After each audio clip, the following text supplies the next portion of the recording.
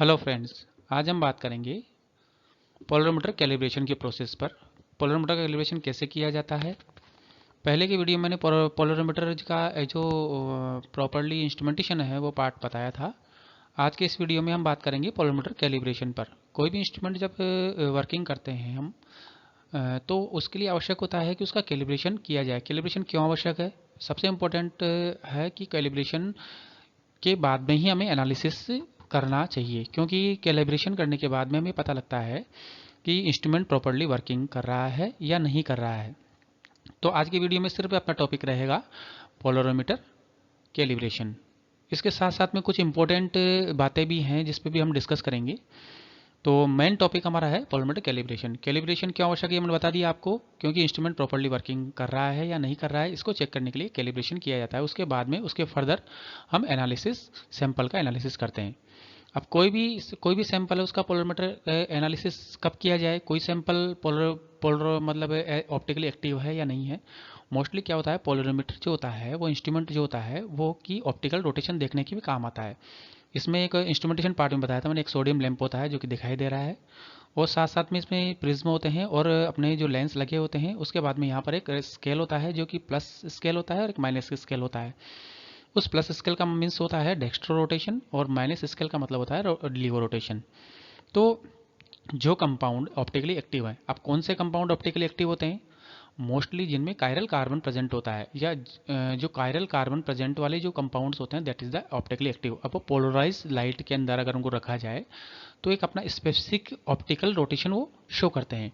That is the physical उनकी that is the physical property of the compound. ये उनकी physical property है। अगर अगर आप उसके अंदर इम्प्योरिटी अगर प्रेजेंट है उस कंपाउंड में तो वो ऑप्टिकली रोटेशन, जो एग्जैक्ट ऑप्टिकल रोटेशन है वो शो नहीं करेगा, या तो डाउन डाउन में करेगा या अप में करेगा। That is the impurity as present. तो मोस्ट इंपॉर्टेंट जो बात आई कि वो कंपाउंड जो कायरल कंपाउंड होते हैं, कायरल कार्बन वाले कंपाउंड होते हैं वो ऑप्टिकली एक्टिव होते हैं। कुछ कंपाउंड ऐसे होते हैं जैसे कि फॉर एग्जांपल बाइफिनाइल हो गया या एलियन सिस्टम हो गया, वो कि ऑप्टिकली एक्टिव होते हैं। उसका रीजन डिफरेंट रीजन होता है, क्योंकि वो एज ए उस पोलराइज लाइट में एज ए अपना रोटेशन शो करते हैं जिस कारण ऑप्टिकली एक्टिव हो जाते हैं। परंतु मोस्टली कंपाउंड जो कायरल कार्बन जो प्रेजेंट होता है जिन कंपाउंड्स में, लाइक सुक्रोज हो गया, लैक्टोज हो गया, ग्लूकोज हो गया, फ्रुक्टोज हो गया, एप्सोकार्बिक एसिड हो गया, या सिट्रिक एसिड हो गया, ये कंपाउंड होते हैं जो कि ऑप्टिकली एक्टिव होते हैं क्योंकि इनमें कायरल कार्बन प्रेजेंट होता है। ये ऑप्टिकली एक्टिव होते हैं क्योंकि पोलराइज लाइट के अंदर ये अगर इनको रखा जाए तो ये अपना रोटेशन शो करते हैं।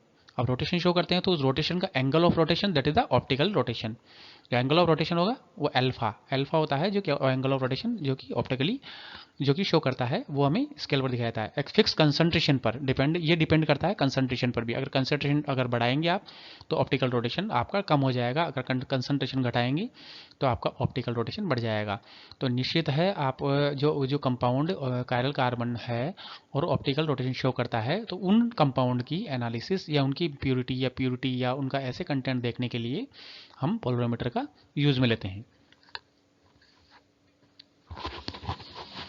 अब बात करते हैं आगे कि पोलरोमीटर के जो कैलिब्रेशन के अंदर है कौन कौन से अपने रिक्वायरमेंट है। सबसे पहले इंस्ट्रूमेंट की रिक्वायरमेंट होती है, फिर सुक्रो सोल्यूशन इसलिए लिया जाता है कि that is the standard solution.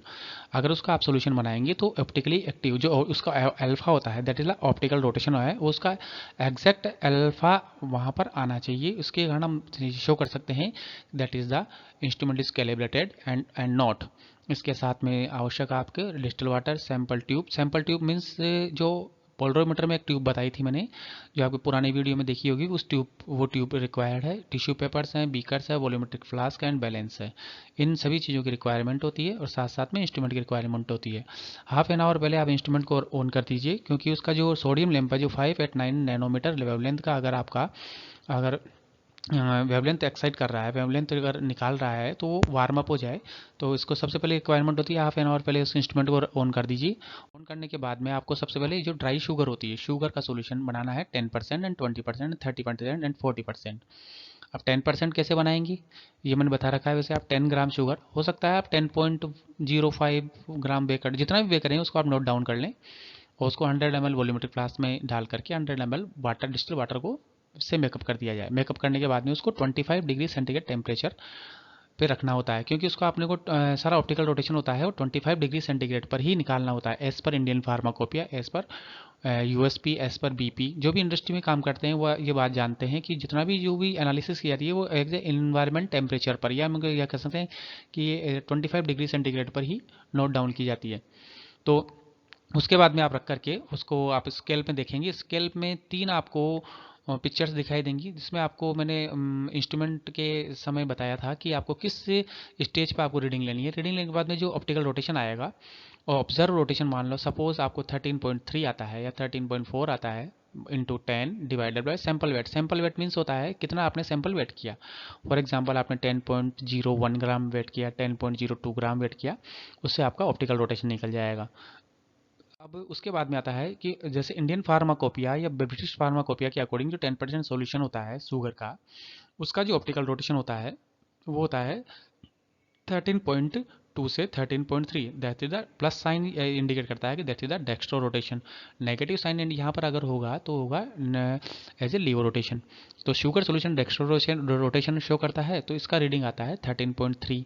20% solution का रीडिंग आएगा 26.5। That is the instrument is properly working. अगर ये नहीं आता है तो इसमें इसमें मान लीजिए कि सपोज आपका इंस्ट्रूमेंट में कुछ प्रॉब्लम है, या फिर आपका जो लेंस है या जो प्रिज्म है उसमें कोई प्रॉब्लम है, तो आप उसको मेंटेनेंस में डाल सके और आप उसको प्रॉपर रूप से ठीक करवाएं। अगर ये आता है तो आप फर्दर एनालिसिस में सैंपल एनालिसिस कर सकते हैं। इसके बाद में आपको एसओआर निकालना होता है, specific optical rotation. Specific optical rotation का फॉर्मूला होता है अल्फा ऑब्जर्व किया जो आपने, कंसंट्रेशन इनटू लेंथ। लेंथ होता है जो कि आपकी पाथ लेंथ मीन्स ट्यूब का लेंथ। मतलब आपने 20 सेंटीमीटर डीएमएल लेना है, 20 सेंटीमीटर मीन्स हो गया 2 dm।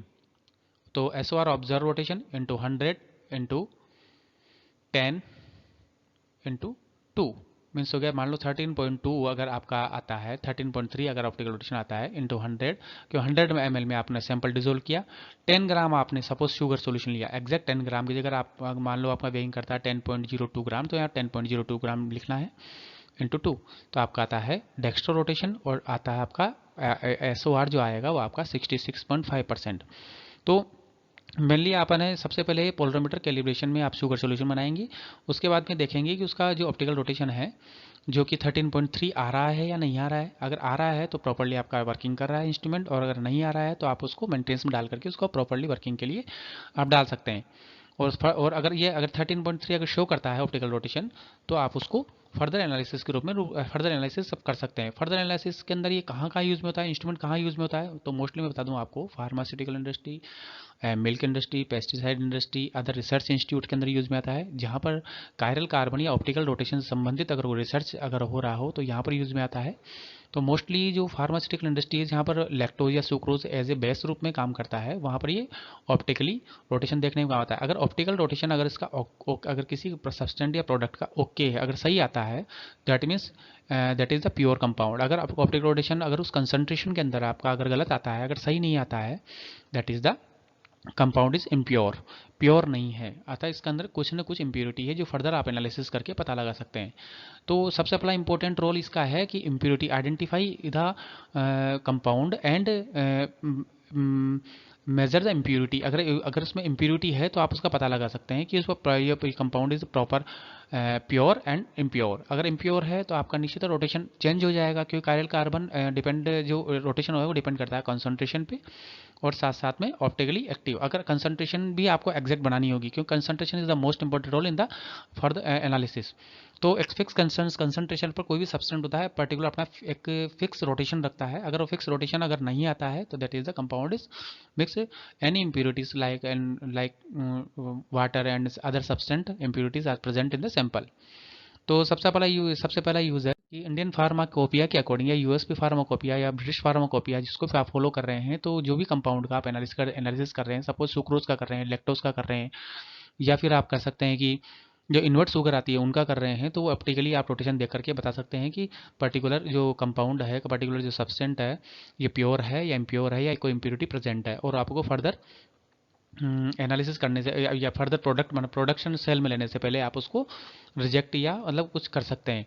तो सबसे बड़ा इंपॉर्टेंट रोल है कि इसका रिसर्च पर्पज में तो ऑप्टिकली एक्टिव कंपाउंड का देखने में कि कितना ऑप्टिकली एक्टिव है। दूसरा हो गया फार्मास्यूटिकल या इंडस्ट्री के पर्पज से देखा जाए तो उस कंपाउंड की इम्प्योरिटी या फिजिकल प्रॉपर्टीज देखने में काम आता है। मोस्टली फिजिकल प्रॉपर्टी में ही अगर आप फर्दर एनालिसिस करने से पहले अगर ऑप्टिकली अगर आप उसको चेक करते हैं तो आपको पता लग जाएगा कि जैसे कंपाउंड इज प्योर है इम्प्योर। तो आज यहीं तक ही आज मैंने बताया कैलिब्रेशन करने में और कुछ इंपॉर्टेंट रोल पोलरोमीटर एनालिसिस का, जो आपके अगर यूज़ में आते होंगे शायद। और आगे वीडियो बनाएंगे इसके लिए। आगे अगर मैं आगे मैं इसका आईआर का वीडियो, आईआर के जो how to read IR spectra पे वीडियो बना रहा हूँ, आप देख सकते हैं। और मैंने फर्स्ट पार्ट बना दिया, उसका अगला पार्ट जल्दी ही बनाऊंगा। और इसके लिए thank you. Please subscribe my channel and like you and thank you. Okay.